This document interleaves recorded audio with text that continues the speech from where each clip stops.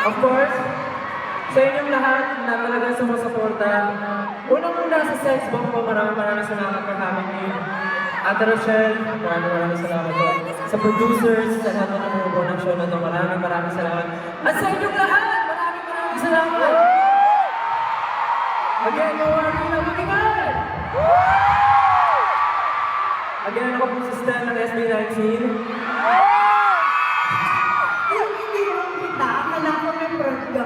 Wala na po. Sinatan mo eh. Siguro sa susunod. Sa susunod pa rin ba? Alam mo, thank you ha. Nakagbigay mo kami.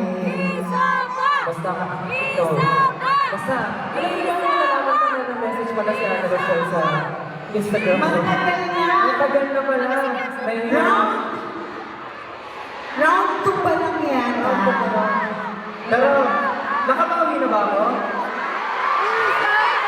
Nakabawi na ba ako?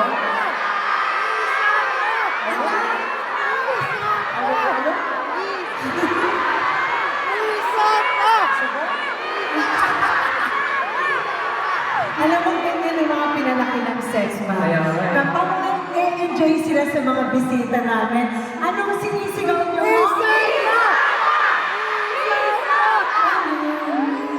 Isa pa. Ano mo gagawin?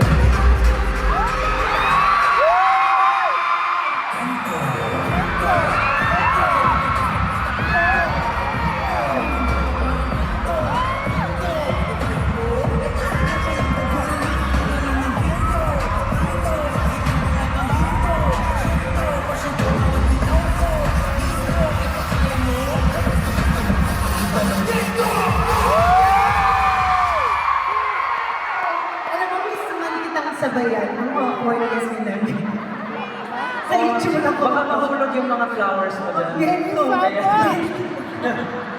Pero, again, SMOA Arena, maraming salamat po.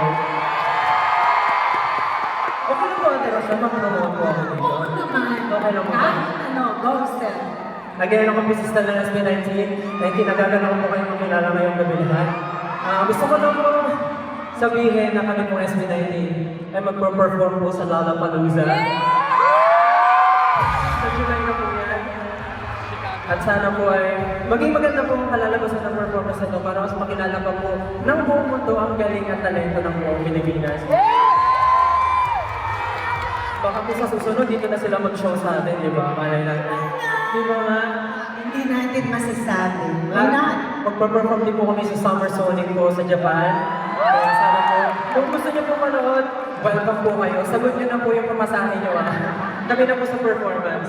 At ayun, at sana po supportahan niyo po ang kakalabasan namin na album na Wakas at Simula. Again, maraming salamat. Muli ako po si Stan at ginagalang po kayo makilala. Maraming salamat po.